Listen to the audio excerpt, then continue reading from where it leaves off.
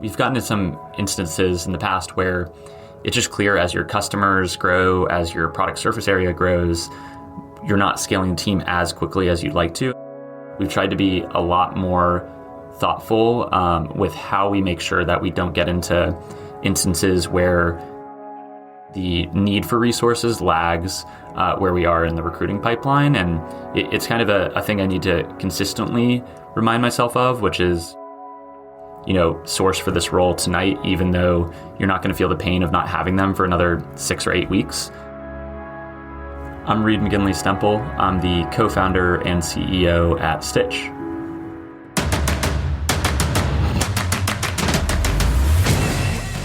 This is Code Story, the podcast bringing you interviews with tech visionaries who share in the critical moments of what it takes to change an industry and build and lead a team that has your back. I'm your host, Noah Laphart, and today how Reed McGinley-Stempel built the out-of-the-box solution to enable user authentication without the dev hassle. All this and more on Code Story.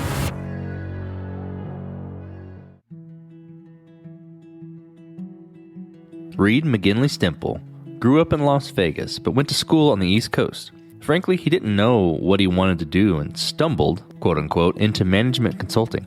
When I dug into how someone stumbles into this profession, he mentioned that early on he got some sage advice from his older brother about not rushing to law school because being a lawyer isn't that fun. So he followed some friends to Bain Company. The more projects he was involved in, the more he got interested in technology. Candidly, one of his motivations for going into tech was the fact that he was moving to San Francisco to support his wife through law school at Stanford. He considered continuing to do consulting with Bain, but decided tech was the best route and eventually joined Plaid. Outside of his professional career, he's into the outdoors, loves hiking, and taking his very active dog outside. He mentions that living in San Francisco makes the outdoors super accessible. Reed and his co-founder both came from Plaid. There, they explored how to secure bank authentication to maintain security, but also do it in such a way that reduced friction and created an amazing experience. They found that the biggest problem to be solved was the combination of security issues with passwords and the low conversion rate of sign-up, sign-in forms requiring passwords. They wanted to fix this. This is the creation story of Stytch. Stytch builds the building blocks that make it possible for developers to simply and securely integrate passwordless authentication into their apps and websites. So you can think about it as we're building the API and SDK layer for you to embed things like biometrics, email magic links, SMS login, OAuth connections like Google, Microsoft, etc., into your application. And so I sometimes describe us as the Stripe for authentication. We're really focused on developer experience, but then we're also very focused on making it possible for companies to provide a great user experience within their own website. Rather than payments, we're focused on passwordless authentication. My co-founder and I had worked at a company called Plaid for a few years, and for those that aren't familiar with Plaid, if you've ever connected your bank account to Venmo, Coinbase, Robinhood, really any fintech, you've likely used Plaid to connect to that bank account. And so you've gone through the authentication flow with Plaid and Bank of America, Chase, etc. My co-founder and I both worked on the adaptive authentication team there at Plaid, where we thought a lot about how do you securely allow users to authenticate a bank account without introducing risk of fraud and account takeover, but also how do you improve the user experience of somebody connecting an account so that we can reduce friction and make it more likely that you convert within that context. And my co-founder and I were really frustrated with passwords when it came to both the security and the user experience and conversion side of things. It was the biggest security headache is that, users reuse passwords relentlessly across many different sites. And so anytime one of those core sites, whether it's LinkedIn or Target or Yahoo, is hacked, it creates an opportunity for an attacker to try to steal their Chase or their Bank of America account. And most users don't think about that risk. But on the other side of kind of user experience, it's something we all deal with on a daily basis where we're probably frustrated by some password-based experience. And as a result, we also saw really low conversion when you ask a user to sign up with a password or if they've forgotten a password and they're trying to log back into your service. And so we saw it as an interesting problem where even though passwords are the predominant way that we've authenticated users for the last 30 years, really there's so many new technologies that have become available for authentication in the last 5 to 10 years that there's a lot of opportunity to just completely retire the password. So let's dive into the MVP then. So tell me about that MVP, how long it took you to build, and what sort of tools did you use to bring it to life? When we thought about the MVP we wanted to build, it definitely required us to narrow our focus and our concentration, because when you think about, building an authentication as a service provider, really we're competing with, incumbents like Okta and Auth0 that have so many disparate different features and products that you want to build a lot, but of course we needed to narrow our focus. So we decided to start just with one basic passwordless authentication method, which was email magic links. You as a user may have encountered this with, Craigslist or something like Instagram does this for their password reset flow now. And so we started with that being the core product that we wanted to produce. And we started with just an API integration layer for it. So you own the UI and UX. You just use us to trigger magic links, authenticate them. We weren't handling at that time any of the front end around kind of, what this would look like to an end user. That's obviously changed. So we started pretty narrow. And then a lot of the work that we did on the MVP was knowing that we are a company that you're trusting a lot of security and reliability with because we're the front door to your application. We had to make sure that we spent a ton of time on the foundation so that it actually would scale past the MVP. And so that's something that maybe not every company needs to think about, but I think the position that we are as critical infrastructure, we spent a lot of time on making sure that the platform and foundation was right. So for context, some of the tools that we used in building the MVP, AWS, we used that as well as a number of their individual products. We used Kubernetes and Argo CD for our CI/CD. And then in terms of kind of the code itself, most of our API code is written in Go. So you mentioned being critical infrastructure, and even in the early days when you're building that MVP, I'm sure there was quite a bit of decisions and trade-offs you had to make about, okay, this is what we have to do in the short term. This is what we can delay, or this is what sort of, technical debt we can take on. So tell me about some of those decisions and trade-offs that you had to make and how you coped with them.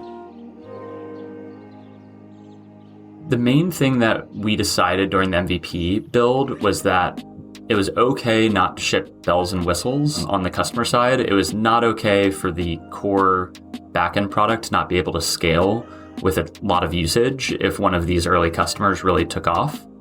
Some of the decisions we made there was that the first iteration of this email magic link product was just API based. You were owning that front end, like I mentioned earlier.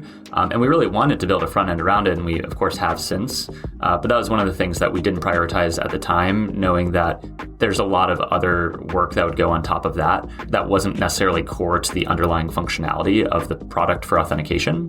So we spent a lot of time kind of focusing on that underlying authentication product. And since we've been able, to get past the MVP stage is when we've been able to add more bells and whistles, like a front end that wraps this, does error handling, et cetera for you, as well as a lot of net new authentication products that you can kind of weave together next to that first product that we built. This episode is sponsored by Vanta. You're a startup founder. Finding product market fit is probably your number one priority. But to land bigger customers, you also need security compliance. And obtaining your SOC 2 or ISO 27001 certification can open those big doors. But they take time and energy pulling you away from building and shipping. And that's where Vanta comes in. Vanta is the all-in-one compliance solution helping startups like yours get audit ready and build a strong security foundation quickly and painlessly. How, you ask? Vanta automates the manual security tasks that slow you down, helping you streamline your audit. And the platform connects you with trusted vCISOs to build your program, auditors to get you through audits quickly, and a marketplace for essentials like pen testing. Join over 8,000 companies, including many Y Combinator and Techstars startups who trust Vanta. Simplify compliance and get $1,000 off at vanta.com/codestory. That's VANTA.com/codestory. This episode is sponsored by Kinsta. Between juggling client meetings, managing your website, and keeping up with everyday tasks, who has the time to stress out about website security? Well, with Kinsta, the technical stuff is taken care of, so you can focus on what you do best. Kinsta provides managed hosting for WordPress, offering lightning-fast load times, top-tier security, and unmatched human-only customer support. Whether you're a business owner, web developer, or running a digital agency, Kinsta makes managing your website easy and efficient. Kinsta provides enterprise-grade security, being one of the few hosting providers for WordPress with SOC 2 and other certifications, guaranteeing the highest level of security for your website. Thanks to their unlimited free expert-led migrations, Kinsta ensures a smooth transition for you from other hosting providers. Customers have reported 200% faster load times post-migration to their platform. What I find cool about Kinsta is their fast and reliable customer service and premium features that are included at no extra cost. Ready to experience Kinsta's hosting for yourself? Get your first month free when you sign up at kinsta.com today. That's KINSTA.com. Well, from that point, first product you built, how did you progress it and how did you mature it? And just to kind of box the question into what I'm looking for, how did you build your roadmap and decide, okay, this is the next most important thing to build? The main questions we always ask ourselves when we're thinking about prioritizing products on our roadmap is, number one, how much does this increase the addressable market of developers that could benefit from using Stytch? So, how many apps out there need an authentication functionality like this? And then two, how hard is it for them to build it in-house? What's the depth of value beyond just the breadth that we can offer a developer that uses Stytch? And so when we thought about starting with email magic links, made a lot of sense because, it's a universal authentication method that you can use on desktop or mobile. You can use it for B2C use cases. You can use it for B2B use cases, and still it's, fairly secure. And so really started with kind of that as the original product. And then some of the, new products that we launched after that were in that, how do we increase the breadth of distribution and also the depth of value? For example, we wanted to have a really mobile-friendly authentication method. And so SMS passcodes for login were the next product that we shipped. We got a lot of international requests for powering products that would allow for seamless international authentication. So we launched WhatsApp passcodes. And then some of the bigger products that we've launched over the last few quarters, or last 2 quarters, I guess, are session management to make it really easy for you to also do authorization after you do authentication. So kind of being a full stack solution, going deeper on the depth value, launching OAuth connections like sign in with Google, Apple, Microsoft, etc. And then most recently building WebAuthn, which is a biometric-based protocol, which we found both has a lot of applicability now based on some improvements we've seen in devices over the last couple of years, and gives a ton of value to the developer because it is such a difficult protocol to integrate yourself, both securely, but also just from a spec perspective. It's quite confusing as a protocol. We always think about kind of that depth versus breadth piece, and it's sometimes more of an art than a science, but we try to at least be thoughtful about that. You caught my attention with the authorization. Authorization can be all over the map, right? Authentication makes sense.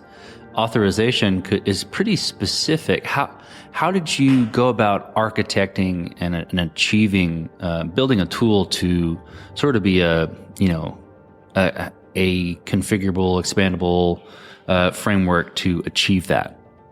You're absolutely right that so many doors and potential paths that you can walk down get open when you think about authorization. Where we focused the first product that we built, session management, was really focused on how do you make it really, really easy for someone to have a full stack functioning sign up and login flow in a few lines of code, but also, in less than an hour for them to get set up with Stytch.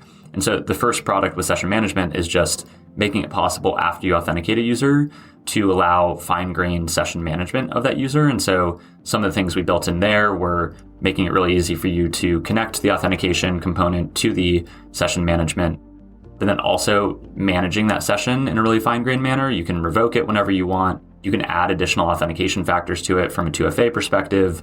Usually we see a lot of customers using kind of just-in-time authentication. where they'll layer on a two-factor method when a user goes to withdraw money from an account or when they go to take some sensitive action. So it was very much attached to like the authentication side, how we had built session management to start. There are a lot of other questions, to your point, about other paths you go down in authorization around like role-based access controls, et cetera. And those are things that, frankly, we're still exploring. I think, a question we have on RBAC in particular is there's such disparate ways that people need to build it. Is there actually a compelling platform way that you can build it? And I don't think we have the answer there. Actually, we get so many different kind of perspectives on it that's something we're still thinking about. So we've definitely, with authorization, it's very closely tied to authentication because we're focused more on the session piece today, but we'll consider moving into a deeper part of that stack in the future. How did you go about building your team? And what did you look for in those people to indicate that they were the winning horses to join you?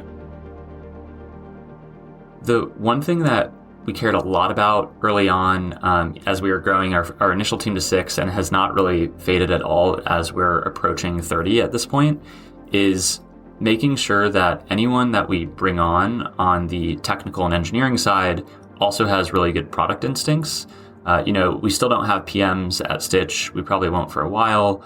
And one of the things that is really important to us is that any engineer working on a product can think about it from both the developer perspective of what would I want out of this API or SDK I'm integrating, but also, what would an end user going through this flow want in terms of user experience. And so that was something that we tested a lot for in terms of the final round interviews, where we'd do, one of the interviews was just an hour-long product hypothetical, where we'd walk through, how they think about problem solving, how they would diligence a problem, how they would what was the feature ideation that they would have, and then how would they validate whether that was the right solution. So that's always been something that we focus on a lot with the team. And beyond that, I think the two main traits we just look for in everyone is, are they kind and are they ambitious?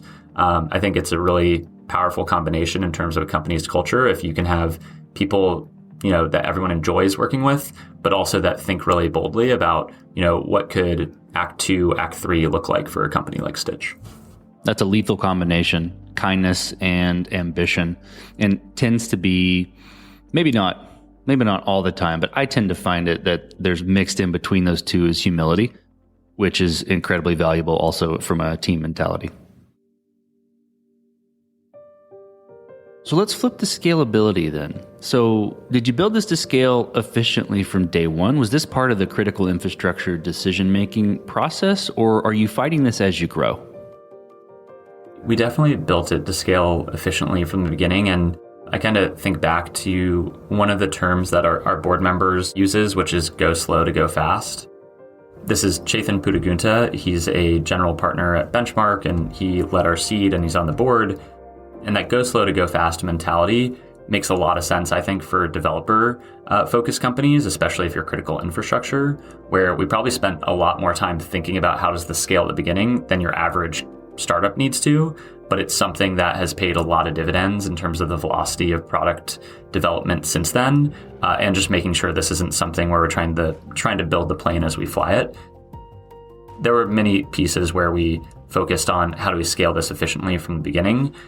There may be some other pieces like on the marketing website or front end of the dashboard where that was less of a pressing need than the core underlying auth APIs and SDKs, but generally it was a focus from the beginning.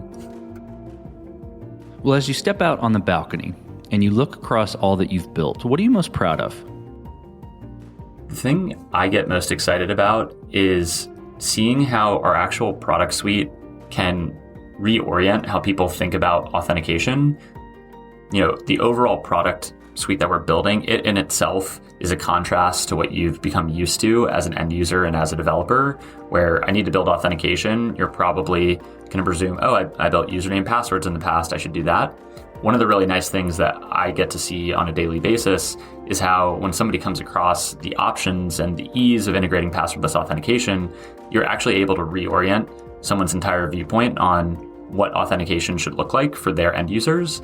And the reason that gets me really excited is that, there's a huge security implication of us offloading the need for users to think about strong and unique passwords on a personal level lots of users are not prepared for that kind of, needing to be in control of that security posture.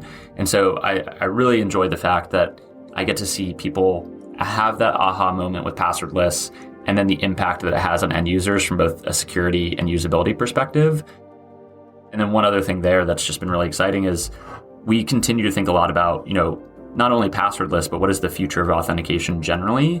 And one of the things that we think about is that there's a lot of logged in accounts today that we have that don't talk with other services and, provide good handshakes. An example of that is your email inbox, your SMS inbox, your WhatsApp inbox.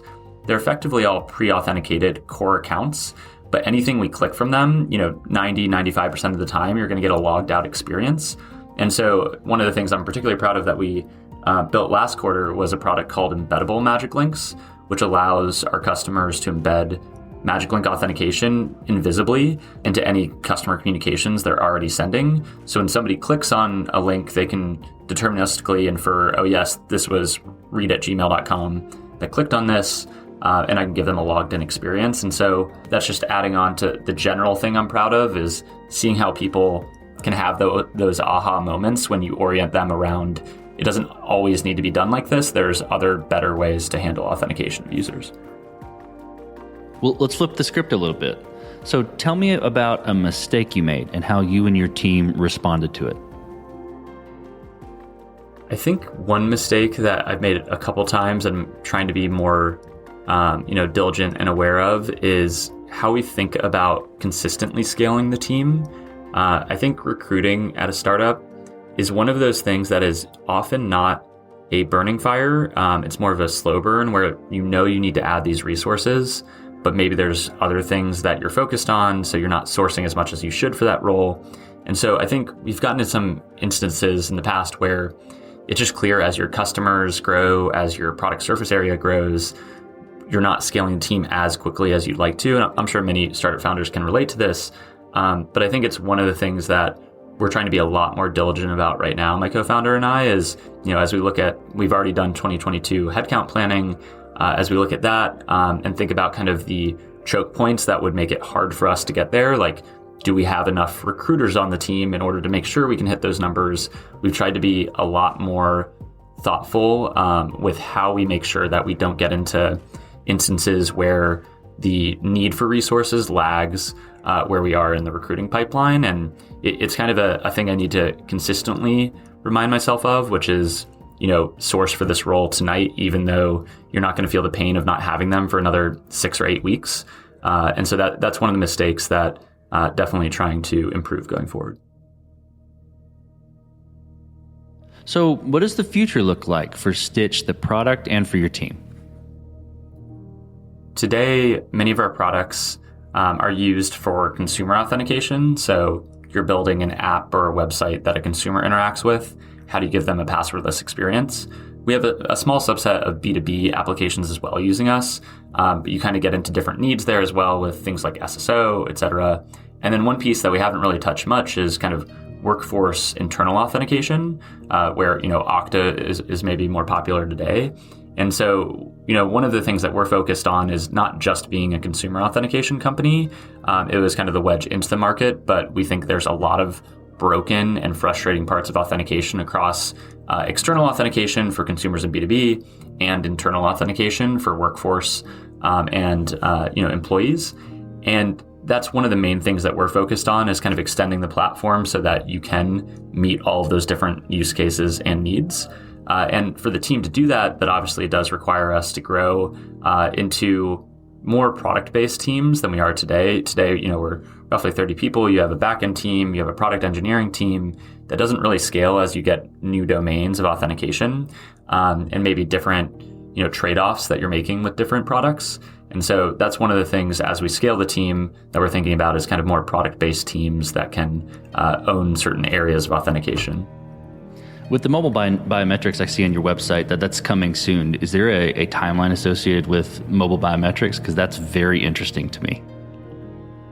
Yeah, so mobile biometrics, at least native mobile biometrics, will be available next quarter, Q1 of 2022. And the thing that will be available before then, actually in a week or two, right now we're talking on November 2nd, the thing that will be available next week, I believe, is our WebAuthn product, which actually has some mobile biometric aspects to it. But WebAuthn, the difference between that and native mobile biometrics is that we've become very familiar with kind of Face ID within a native application, right? So if I've downloaded this iOS app or this Android app, I can use the built-in OS biometrics in order to authenticate.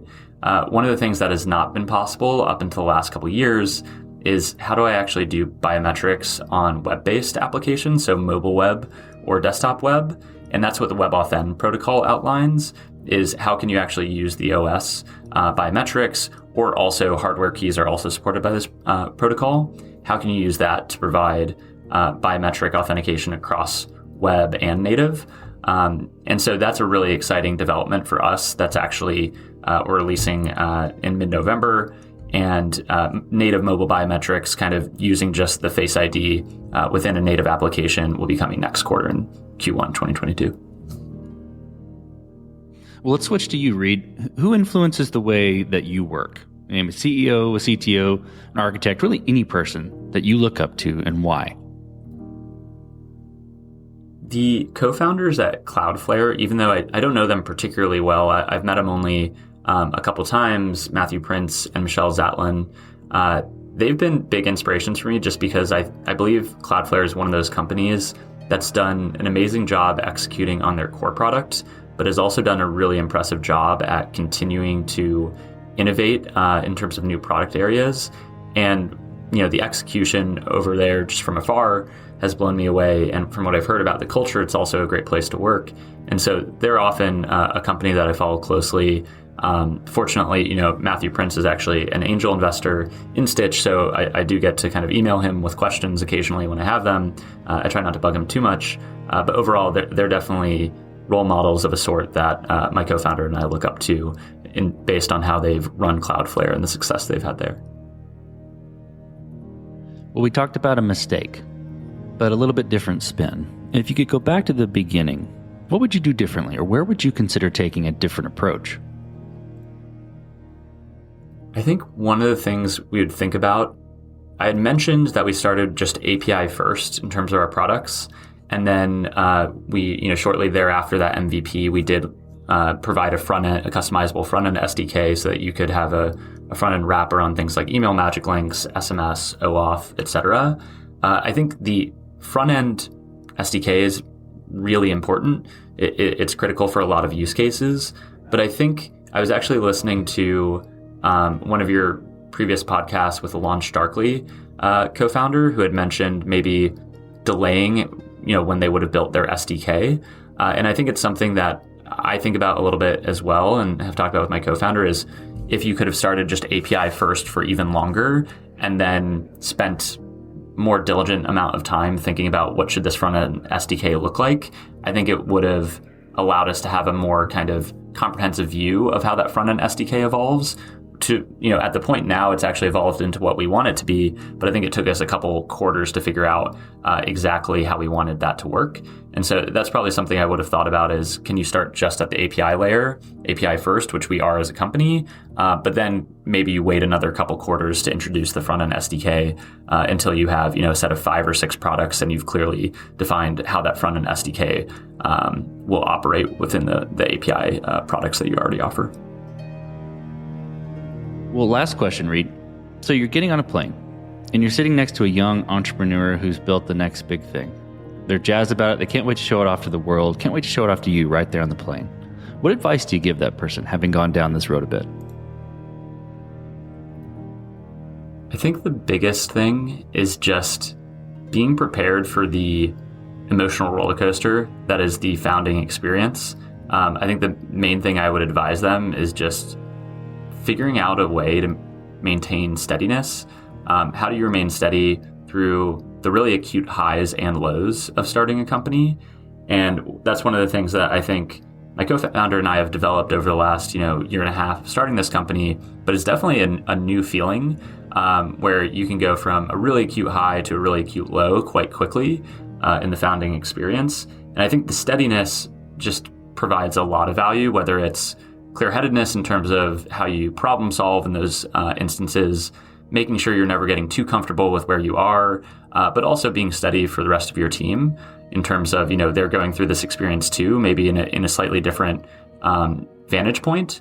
And so that's one of the things just kind of on a meta level that I would advise them as they think about the founder's journey. That's great advice. Well, Reed, thank you for being on the show today. Thank you for telling the creation story of Stytch. Thanks, Noah. And this concludes another chapter of Code Story. Code Story is hosted and produced by Noah Labhart. Be sure to subscribe on Apple Podcasts, Spotify, or the podcasting app of your choice. Support the show on patreon.com/codestory for just $5 to $10 a month. And when you get a chance, leave us a review. Both things help us out tremendously. And thanks again for listening.